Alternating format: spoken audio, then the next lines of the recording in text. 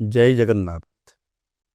प्रिय भाई और भौणी माने भारत सरकार गृह मंत्रालयर ओडिशा स्थित जनगणना निर्देशालय एवं ओडिशा सरकार राजस्व और विपर्यय परिचालना विभाग समन्वय जनगणना कार्यक्रम शुभारंभ होईछि। ओडिशार 30 जिल्ला रे जनगणनार प्रथम पर्यायर गृह गणना एवं गृह तालिका प्रस्तुति आगामी एप्रिल 16 तारिख आरंभ होगाकू जाउछि। एही कार्यक्रम रे एप्रिल 16 तारिख रु मे 15 तारिख पर्यंत तालीम प्राप्त गणनाकारी और सुपरभाइजर माने घर को घर बुली तथ्य संग्रह करिवे। एहा पूर्वरु अप्रैल 1 तारिख रु अप्रैल 15 तारिख मध्यरात्रि पर्यंत स्व जनगणना कार्यक्रम जारी रहिछि।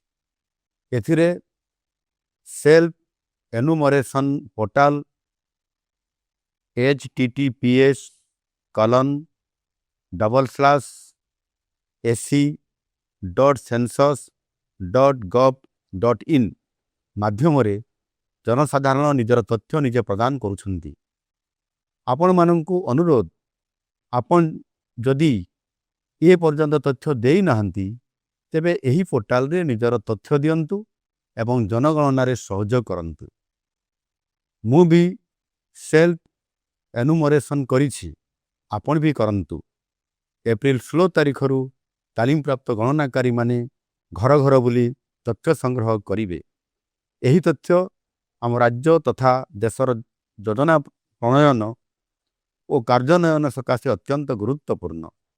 तेणु एही तथ्य प्रदान निमंते आपण माने समस्ते सहयोगर हाथ बढ़ाई एही कार्यक्रम को सफल करंतु। आम सरकार एही कार्यक्रम सकाशे समस्त प्रस्तुति करि सारिछंती।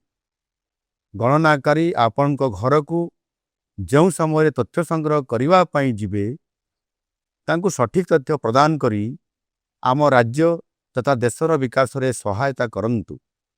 ओडिशा सरकार पक्षरु एही जातीय कार्यक्रम सफलता सकाशे आपण आंतरिक योगदान निमंते मु अनुरोध करुछि।